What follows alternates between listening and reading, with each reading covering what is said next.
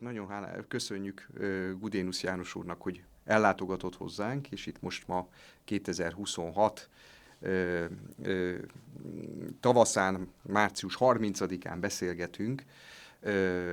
Egyrészt a Gudénusz családról, ami nagyon fontos kapcsolódási pont a Habsburg család számára is, a Habsburg Ottó és köre és családja számára, úgyhogy ennek a beszélgetésnek is ez lesz a fő témája. Úgyhogy első körben igazából talán az első kérdés, amit föltehetünk, az az, hogy van-e esetleg személyes emlék, vagy bármi, ami Habsburg Ottóhoz kötné önt, aki hát ugye a Gudénusz családnak a leszármazottja, és biztosan vannak olyan pontok, ahol esetleg akár találkozásra is sor kerülhetett. Hát tulajdonképpen személyesen egy alkalommal találkoztam vele. Több olyan eseményen vettem részt, ahol jelen volt, de hát ott annyira körülvették, megrohanták, hogy nem lehetett megközelíteni.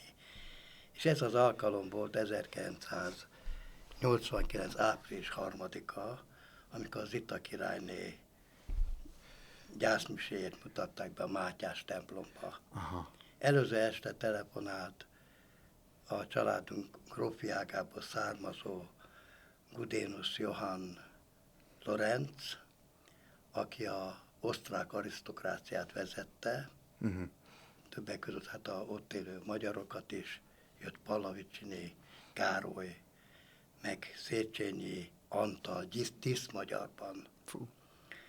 Na most hát én nem tudok nyelveket, de hát a feleségem, aki beszéli a angol-franciát felsőfokon, így tudtam a külvilággal, úgy mondjam, kapcsolatot tartani. Engem is meg akart tanítani, de hát én úgy látszik lusta voltam ahhoz, hát ha ő volt a tolmácsom egész életemben. Ma már nem kell tolmács, mert a Google fordító minden volt.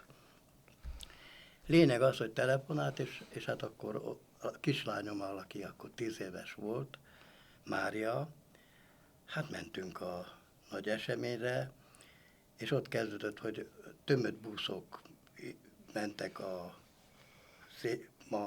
akkor Roosevelt térről, a 16-os, és hát nem fértünk föl. Hát mit csinálunk, a mise időpontja közel, elindultunk gyalog, átmentünk a Lánchidon, föl a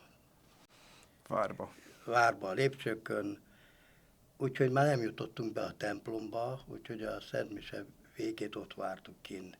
Akkoriban nem volt szokásban kivetítő, meg hangosítás, persze. Tehát gyakorlatilag a mise végén találkoztam a Gudénusz Johann Lorenzzel, és a mise után a Habsburg Ottó tett egy kört, sőt, hát a halászbástyános fölállt, és ott röviden beszélt a tömeghez, hogy így mondja, éljen a király, és ilyen mondatok hangzottak el, nagyon lelkes volt a tömeg, hát nagyon sok egykori arisztokrata család is részt vett ezen, ahogy ott a arcokon láttam. Nos, lényeg az, hogy itt egy kordont alkottunk, mégpedig a Habsburg Ottó körül, mert hát mindenki kezet akart fogni, megölelni, vagy nem is tudom. Igen. Lényeg az, hogy kellett egy kordon, és a kordont az alkották a két Gudénusz, tehát a Gudénusz Johann Lorenz, én magam, illetőleg a jelenlévő Ottó gyermekei, a Walpurg, a Károly és a György. A Györgynek azóta is egy nagy élmény volt, hogy így mondja, neki ez volt az első magyarországi látogatása, Ottónak már volt a Golyavárba tartott akkor előadást. Lényeg az, hogy ez volt az első. És hát ez egy készszolgás és bemutatkozás, hát ott beszélgetni nem tudtunk. Persze. Ez volt a személyes találkozásunk. Na most hát a Gudénusz család. Igen.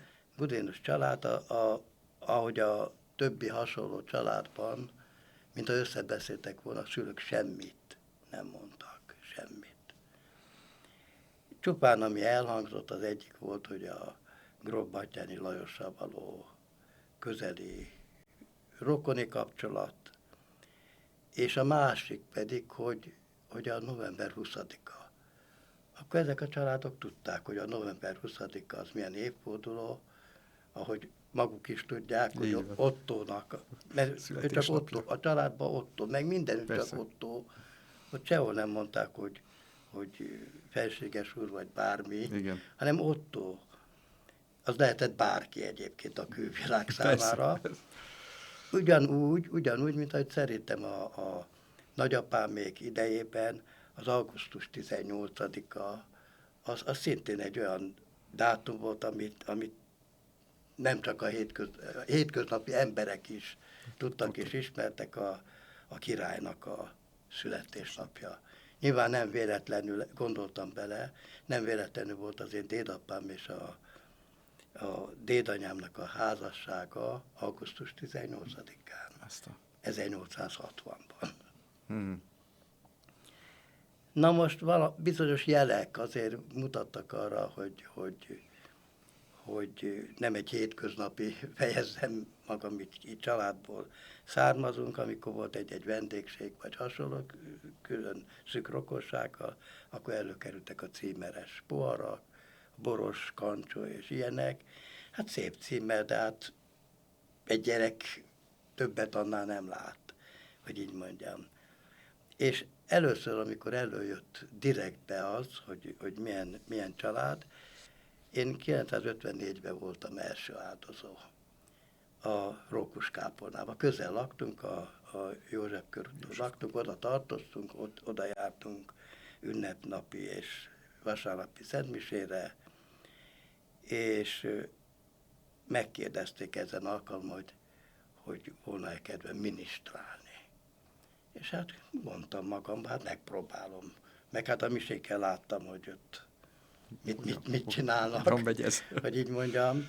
És hát kíváncsi voltam, hogy hát hogy megy ez élesbe, és egyáltalán.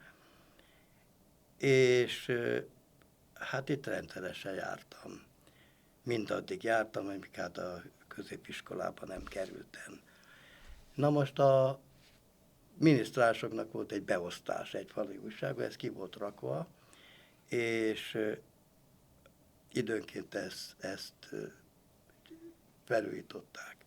Na most hát itt került elő, mindjárt mutatom, érdekességképpen, ez a kép volt kitéve, de csak ez a fele látható volt, volt látható, és a sekrestés, Szikszai Olivérnek hívták a sekrestést, Olibá, ugye? Ezt a képet, ezt a szentképet nekem ajándékozta, és akkor látom, hogy hoppá. De akkor még nem tudtam fölfogni, hogy mi ez, de hát miért van ez a családi nevünk előtt.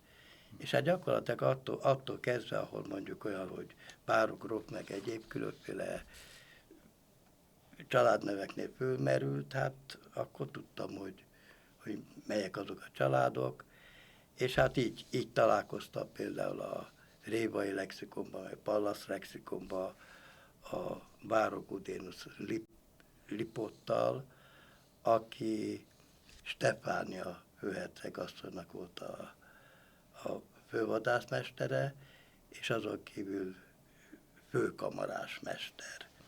És ő volt az első, aki a aranygyapjas rendnek a lovagja lett. Ennyit már tudtam, hogy így mondjam. És hát ezekkel a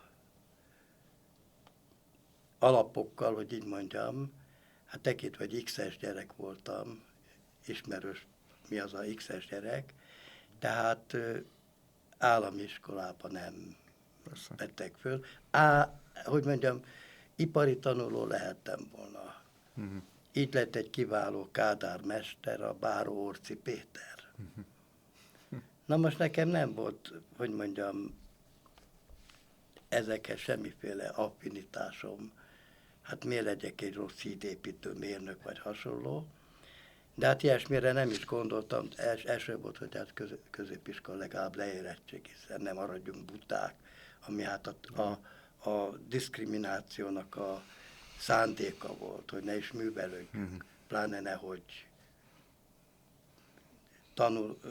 tanárok legyünk, vagy egyebek. És hát így kerültem a Pannonhalmi Bencés Gimnáziumba, vagy pedig eljutottam egy rokonhoz, a Báró Csávosi Elemérhez.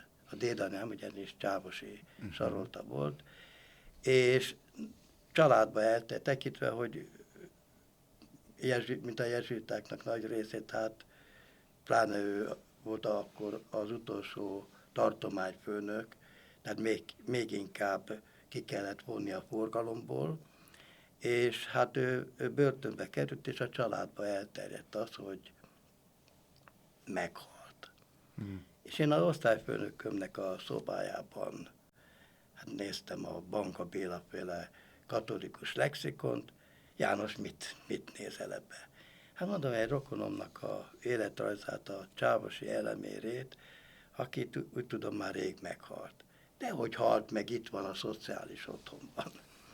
Hát a szociális otthonban a felszámolt, megszüntetett szerzetes rendeknek a tagjai, és az olyan papok, akik veszélyt jelentettek a ifjúságra és a népi demokratikus államrendre, hát azoknak volt a gyűjtőhelye. Ugye ez állami, kifejezetten állami, de egy nagyon jó indulatú volt ennek a vezetője. Na most hát, ami az érdeklődésem fölkeltette a saját családom és később a többi családok iránt, hát a kérdések. Ott voltak még olyan papok, akik ismerték többek között. Milyen rokonod volt, kérdezi Báró Gudénusz Artúr, a Esztergom érsek is titkár. Nem tudtam megmondani. A másik, milyen rokonod volt, így kérdezték, Báró Gudénusz Ervin, a székesfehérvári spirituálisom. Nem tudtam megmondani. Úgyhogy átmentem a szomszédos főkönyvtárba, hát ott van a hatalmas, hogy mondjam, több százezres könyvtár, és hát egy helyen voltak ezek a családtörténeti és heraldikai munkák, és hát kezembe akadt a Magyar Nemzetségi Zsebkönyv, amiben már benne volt a család, mint egyéb főrangú családok, ez 1888-ban jelent meg, és hát itt láttam, hogy a Ervin és a Artúr, a nagyapámnak a testvérei voltak. Tehát nem távol, apámnak a nagybátyja, hogy így nagybátyjai. Úgyhogy ez kiderült, és kiderült az is, hogy a dédapám, akit Magyarországon megtelepedett, Csávosi Saroltával való házassága révén, édesanyja volt Gróf Batthyány Lujza, aki unoka testvére volt a Batthyány Lajosnak, tehát így terjedt a családban az, hogy a Gróf Batthyány Lajosnak a rokonság, közeli rokonságába tartozunk. Fantasztikus. Nos, hát átmentem a könyvtárba, és hát, hogy mondjam, a továbbiak során, hát tekintve, hogy annyira érdekes dolgokat találtam ott, hogy milyen családokkal vagyunk mondjuk rokoni kapcsolatban, a Kohárjakkal, a Feszteticsekkel, Battyányak, az már fölmerült, a gróf Kornis család, a gróf Pongrász család, a Báró Daniel család, stb. És lényeg az, hogy ezt akkor még nem tudtam, hogy miért, de rendkívüli módon támogatták a tanáraim, hogy így mondjam. Hiába volt ez bizonyos fokig a eredményeimnek a rovására, de hát úgy látszik, ezt fontosnak tartották, és hát úgy telt egy napom, a többiek mentek sport eseményre, vagy sétálni, vagy egyéb a környéken, én pedig, ők jobbra, én mentem balra, és fölmentem a monostorba, klauzúra, ugye a zárt rész, ahol csak férfiak mehettek be, és a Söveges Dávid akkor volt a főkönyvtáros, és hát én kinyitottam az ajtaját, dupla ajtó volt, kinyitottam az ajtaját, és hát nem kopogtattam be, mert én nem akartam bemenni, hanem leakasztottam a Pannonhalmi főkönyvtárnak a kulcsát, és mentem a könyvtárba intézni a dolgomat. Úgyhogy másodikos voltam, amikor a Szabó Flóris atya, a másik könyvtáros, azt mondta, hogy betéve tudja a gótai almanakot, hogy így mondjam. Hát nem tudtam én betéve, csak valamivel tájékozottabb voltam, mint a diáktársaim is. Hát az első volt, hogy hát a neveket kezdtem gyűjteni, hogy ki tartozik ez a magyar, illetve a magyarországi, ezt így neveztem a könyvemben is, magyarországi, mert hát ez a teljes Trianon előtti területről szólt, igen. hát ott számos család volt, akinek csak ott volt földbirtoka. Na most a Mihály Ernővel kapcsolatban volt roppant érdekes, és hogy a bencés rendnek mindennapi kapcsolata volt 1964 a királyi családdal. Ez arra utal, hogy 1964. december 16-án született a második fia Ottónak, és talán másnap vagy harmadnap közölte velem a Mihály Ernő, hogy Ottónak fia született Pál György, és a keresztapja a 6. Pál pápa. Ezért Pál György. Na most akivel először kapcsolatot próbáltam, csupán olyan szempontból, hogy hát nem volt akkor még ezen gótai almalak, hogy így mondjam. Hogy egyáltalán kik élnek a családban, meg mit csinálnak, meg egyéb. És én a Erwein fiának, a Gudénus Ernstnek írtam egy levelet. Tekintve, hogy a szüleim is csak konyhanyelven beszéltek németül, ezért a nagynéném, meg a Gudénus Pia nénivel, Andránszky Istvánnéval, aki Dresdába született, és német az anyanyelve, és a kitelepítés után Pomászra kerültek, ezt is úgy kellett kinyomozni, hogy hol laknak, mert senkit nem ismertem úgymond a családból, a közvetlen testvéreimben, meg nagybátyáimon kívül, és ezzel a Pia nénivel íratta meg a 70-es évek elején a levelet, hogy hát nehogy itten még helyesírási problémákkal legyenek. És hát írtam azt, hogy a édesapám koromszittáló, az édesanyám takarítónő, a nővérem egy zöldséges üzletbe dolgozik, a másik egy háztartásiban, hát értünk magunkról. És jött vissza a levél, a dörgedelem, hogy nem kell panaszkodni. Mintha én azért fordultam volna hozzájuk, hogy itt a szegény rokonok ugye anyagi segítségre. Ezt írták Ausztriából. Ausztriából. Igen. Holott ott megmaradtak a földbirtokok, a kastélyok, ez például itt Fronsberg és Tannhausen, ez a Gudénus Erweinnek a kastélyai voltak, igen. Na most hát ők nem akartak úgy látszik kapcsolatot egy kommunista államban élő. És nem is folytatódott aztán a levelezés? Nem is folytatódott, ő hamar meghalt, ő 72-ben már meghalt, viszont az özvegye, a Nostitz Rinekrópnő, aki Ferenc Ferdinándnak az unokája.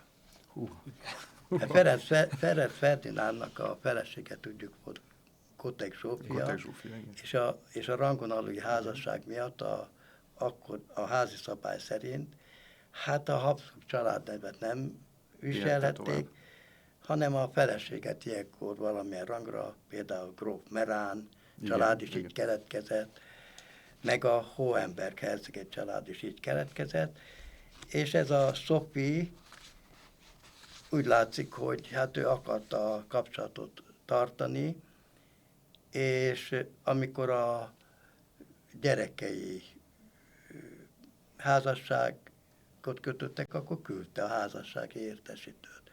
Fényképeket is küldött ezekről a házasságokról, stb.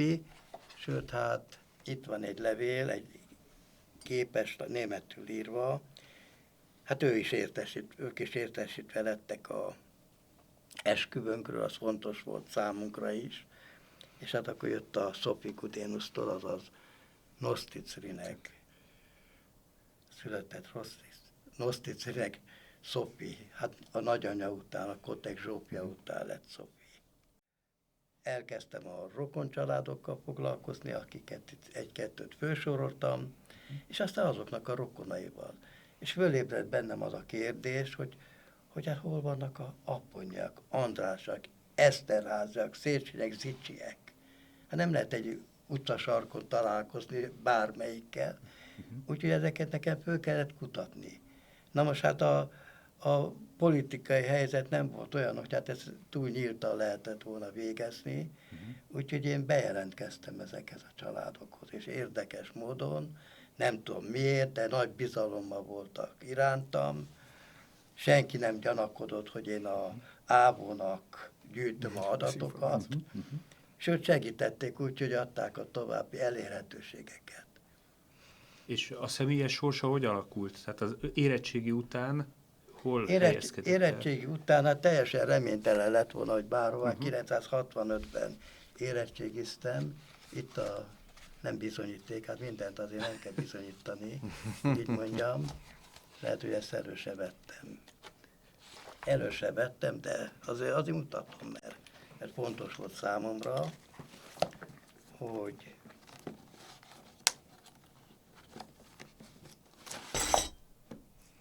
tavaly volt a 60 éves érettségi találkozónk. Tehát, hogy mondjam, semmi remény nem volt arra. Főleg olyan területen, ami bölcsészet, jog, hát ez abszolút. A Báró Born András, aki, hogy mondjam, egy zsidó eredetű családból származik, akik előbb evangélikusok lettek, majd katolikusok, és aztán Pannonhalmára került. Az ő nagyapja Mauthausenben halt meg az akkori problémák, úgymond miatt, és itt is a fő probléma volt a származás, úgy értve, hogy az arisztokrata származás, igen. És az egyházi iskola. Egyházi iskola akkor még negatívumként jelentkezett. Tehát aki egyházi iskolába érettségizett, az nem könnyen jutott be sehová. Na most az én esetemben, hát, hogy mondjam, sokan voltunk, 6-an voltunk testvérek. Apám koromgyárban dolgozott, anyám takarítónő, stb. Szükség volt egy kenyérkeresőre. Na most a Born András kezdtem mondani, 7-szerre került be a jogra. És lett ügyvéd, 7-szerre, de neki volt türelme, és volt kitartása. Nem mindenkinek volt kitartása, így mondjam. Úgyhogy ha kérdezni szoktak, iskolai végzettsége, gimnázium érettségi, és nekem foglalkozásaim voltak. Úgyhogy sok minden, mit tudom én, Egyesült Gyógyszer és Távszergyár. Vagy olyan, hogy Magyar Rádió. Hogy kerültem be? Nem, hát nem voltam egy bizalmi állásban, hogy úgy mondjam. De hát tanulja voltam a beszélgetésnek, mert hát azért rákérdeztek, tulajdonképpen a erkölcsi bizonyítványt kellett vinni, rákérdeztek, hogy mondjam, a főnököm hát azt mondta, hogy hát én úgy látom, hogy ez egy tisztességes ember, aki itt meg fogja állni a helyét. És hát úgy is volt végeredményben, hát igyekeztünk minden helyen helytállni, akárhová sodort az élet. És hát később Magyar Rádió után hát kerültem a Országos Széchenyi Könyvtárba, ott rövid ideig voltam csak, mert volt egy irigy csoportvezetőm, arra volt irigy, hogy hát a könyveim, a Magyarországi Főnemesség 20. századi genealógiája ezt követte. 5 kötetes. 5 kötetes, szabadpolcon volt. Hát mondom, hát ti tettétek szabadpolcon, hát mit tehetek én arról, hogy szabadpolcon? Tehát ilyen piti dolog, de irigység, az egy szörnyű. Az egyik legnagyobb főbűn, hogy így mondjam, az irigység. Úgyhogy alig várta, hogy leteljen a meghatározott ideig szóló szerződéssel, és akkor megváltam tőlük. De szerencsém volt, hogy éppen a főnemesi munkám által kerültem az utolsó munkahelyemre a Petőfi Irodalmi Múzeumba. igen. Itt voltam 8,5 évig. 4 évig azt csináltam, amiért én soha pénzt nem kaptam. Az volt a feladatom, hogy leszármazási jegyzékeket kellett összeállítanom, és hát azt rögzítenem. Tehát, és ebből lett egy adattár. És bocsánat, mert nagyon szalad az időnk, én visszatérnék még egy pillanatra Habsburg vonalon. Az előbb, amikor elkezdtük a beszélgetést, láttam egy ilyen kis cikknek a fénymásolatát, amit hozott magával, ami a Zita királynéval egy balesetnek a történetét hozza elénk. Mikor egyáltalán foglalkozott-e valamennyire a család, a Habsburg családdal is, vagy csak a magyar arisztokrata családokkal, a magyar nemesi családokkal, vagy esetleg szegről végről a Habsburg családdal is kellett foglalkozni, vagy előkerült valamivel kapcsolatban? Hát éppen a említett Csávosi Elemér révén kerültem én a Gudenus rokonaimmal kapcsolatba. Édesapám egy rendkívül zárkozott valaki volt, és hát nem tartotta, hiába volt. 40-en elsőfokú unokatestvérek, senkivel nem tartotta a kapcsolatot. Úgyhogy én Elemér bácsi, ő is bácsi, mint ahogy a Ernő bácsi. Elemér bácsi révén, hát így hívták a családban. Hát eljutottam a rokonsághoz, többek között 962-ben a Gudenus Józsefhez, nem is lakott messze tőlünk a Tűzoltó utcába, én őt meglátogattam, és tőle kaptam ezt a cikket többek között. Meg kaptam egy másikat is, amit hirtelenében nem találok, de hát nyilvánvaló valahol a dobozaimban meg lehet,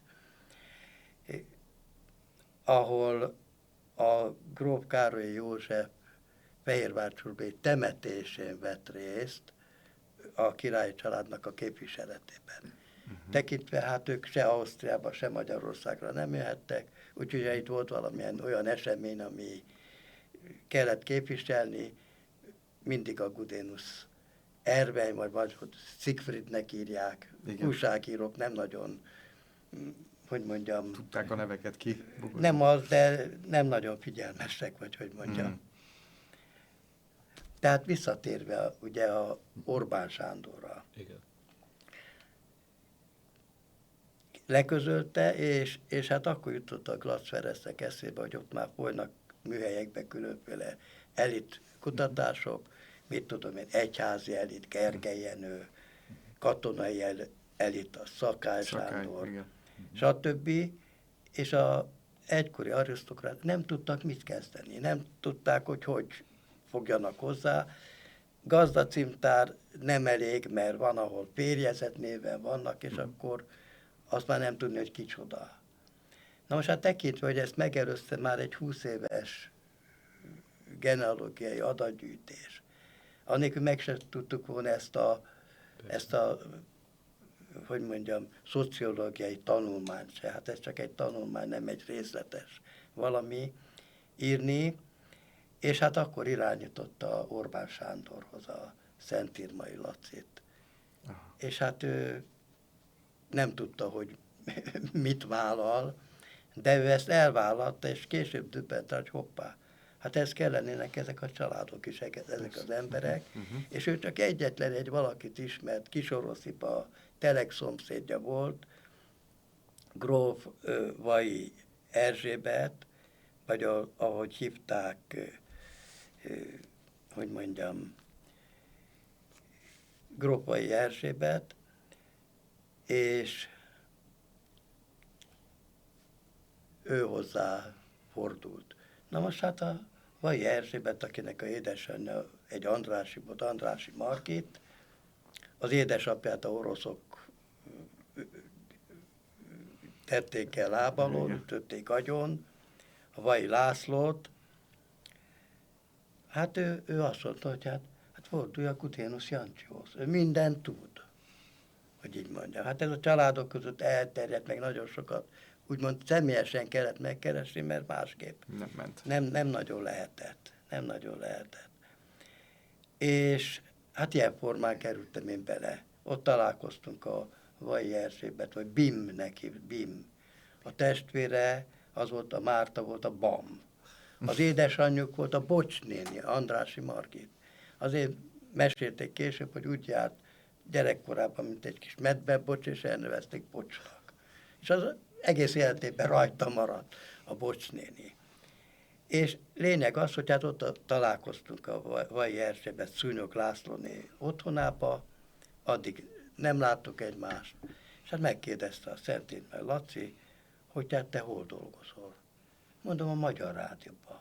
Arra azt mondja, hogy ő is. Tehát a Magyar Rádió az 1800 belső munkatársat foglalkoztató, és a mi területünk hát olyan volt, ami nem volt összefüggésben. Én a hangariumban dolgoztam, a szalaktárban, ő pedig a külföldi adások főszerkesztőségén volt hírszerkesztő. Ez egy bizalmi állás. Tehát hozzá bizalommal voltak, ő hát hiába volt a Tersztyánszky Ödör kardvívó olimpikonnak a unokája, Tersztyánszky Mária az édesanyja, de hát ilyen családokban is akadt, hogy hát eltérült attól a identitástudattól. Hogy így mondjam, a Marx Károly Közgazdasági Egyetemen érettségizett, illetve végzett, diplomázott, és hát ott belekerült ebbe a forgalmat, teljesen baloldali mai napig. És ez 89. december 13-án volt a bemutatója a Kaltenberg királyi sörözőben, azóta már megszűnt. Itt a Kinizsi utcában? Kinizsi utcában, itt a szomszédban, igen. Azóta már megszűnt, és a Nemeskülti tanár úr mutatta be. Na most a sajtót a Szentindmai Laci biztosította, olyan könyvbemutató akkor még nem volt, de az esti híradóban, amit a Bolgár Gyuri szerkesztett, a Bolgár Gyuri, nem a Bolgár Gyuri, mindegy, szerkesztett, 5 percig foglalkozott ezzel a könyvvel. Mutatták belülről, kívülről, stb. A beszédből, a könyvbemutatóból. Ott egész sajtó megjelent, hogy így mondjam. És hát elég jó sajtó visszhangja lett végre, akkor még, hogy így mondjam. És hát mai szemmel már teljesen hihetetlen példányszámban kelt el. 40 000-es példányszámba kelt el, és hát én a rádióba, igen. Ez ugye Otto. No, ez visszakerült ide. Igen. Ezt nekem köszönte meg egyik levelében. Azért hoztam le, mert ez... Igen, ez az itteni. Ez meg van köszönve, ez hozzá lehet tenni a levelet, amit nekem, hogy így mond. Fénymásolatot kapott a Laci ebből a levélből. Fantasztikus. És akkor a Fókusz könyváruháznak a igazgatója nyilatkozott a rádiónak, hogy ez az egyik legsikeresebb könyv. Nos, ez annyira sikeres volt, hogy egy Zúg kiadás is megjelent belőle. Erről, hogy azt ki követte el, ezt nem tudjuk, de fel akartak ajánlani 300 kötetet tiszteletdíjként, amit már nem fogadtunk el, mert eleve tiszteletdíjként kaptunk fenként 1500 kötetet. Egy szép summa mellé. Úgyhogy a Szentindmai Laci azt mondta, Jancsi, te jövőre már egy másik lakásba fogsz lakni. Na most hát annyira el volt árasztva a piac, meg hát miért vegye meg dollárért az a külföldi, amikor már rengetegen jártak haza, 200 forintért meg tudták venni. Úgyhogy én hiába mentem 2 ilyen táskával az antikváriumba, hogy nem kell. Ma már kellene, ma már ritkaság. Na most a címer az a Gudénus családnak a címere, mégpedig azért tettem rá a Gudénus család címerét, hogy nehogy a Eszterházy Matyi oda telefonáljon nekem, hogy az övék. Miért a mi címerünket törted össze, miért nem a tiéteket. Úgyhogy ez lett az oka. Nagyon jó. Azt hiszem, hogy sajnos be kell fejeznünk ezt az ilyen szintű beszélgetést, majd külön még tudunk, hát ha még lesz alkalom ennek a folytatásra. Mondtam valami fontosat, vagy érdekeset, vagy... Hát csak azt. Csak. Csak azt, Köszönöm úgyhogy szépen. nagyon-nagyon köszönjük. Köszönöm szépen. Nagyon köszönjük. Ezt meg szeretettel adom, Köszönjük. Szuper. Nagyon és köszönjük. ezt is dedikált példány. Hú, Ez a nobilitás sorozat, köszönjük szépen. amelynek ez a 21. évfolyama. Jaj, de jó. Ez a, mivel foglalkozó? Hát mondom, hát egy új Kempelent vagy Nagy Iván nem bírok, már ez is nehéz egy ilyet összeállítani Fantasztikus. évente. Hát nagyon köszönjük. Köszönjük szépen. Nagyon. Na, akkor itten azt gondolom, hogy a végére is egy kis vizet azért nyugodtan lehet, mert egész nap, egész beszélgetés alatt nem volt Sőt, rá majd mód. egy fontos hely is kell. Persze, valahol. persze, mindenképp. Ez meg a Kótai Almanak Igen. jelenlegi, mert hát ez 42-ben megszűnt, és akkor 51-ben újra indították, hát nem Gótában, az Kelet-Németországban, Igen, nem a nyugati hanem Nyugat-Németországban más címen. Góta nem lehetett használni. Igen. Generálok is, ez Handbuch des Adels, ez volt a Igen. címe, és ez a sorozat befejeződött, mert nem tudom, lett valami arab tulajdonos, és teljesen más irányba ment el, és akkor az megszűnt, és ez egy pár éve van, amit a Deutsches Adelsarchiv ad ki, és már ezen a címen, hogy Góta is ez. Aha. Handbook. Hát ez valami nagyon jó. Igen, ez a egy-kettő példány van itt a régiekből. A régiekből. Igen. Hát nekem is csak egy-kettő, hát nincs sok példány, mert hát ez egy borsosára van. Nagyon drága. Úgyhogy általában ennek én a munkatársa lettem a Vajai Szabolcs révén. Igen. Körülbelül 2,5 évtizedig, 76-tól kezdve. Fantasztikus. Úgyhogy nem az én nevemmel jelentek meg a közlemények. A Sőt, ma van ez az adatvédelmi törvény. őrültség, hogy így mondjam. Igen. Őrültség. Amerikából származik, de ott se annyira szigorú, mint amit a EU csinált belőle, meg amit itt, Igen. hogy így mondjam, tehát, hogy élő szeméről Nem lehet. úgymond nem lehet. Itt a Góta úgy oldja meg, hogy mindegyik közlemény egy családtagnak a nevén jelenik meg. Tehát nem De Vajai, vagy Freyer, Gudénus, vagy egyéb, hanem egy családtag, aki vállalja azt, hogy minden ki hozzájárult a adatainak a közléséhez. Na most ebben szintén azért vannak kúrens adatok, mert hát egyrészt... Vállalják a családok. Hát én úgy kapom a családoktól adatokat. Persze. Vagy már nyomtatott forrásban megjelent. Ami nyomtatott forrásban megjelent, az már nyilvános. Na, ennyi. Nagyon jó, hát nagyon szépen köszönjük.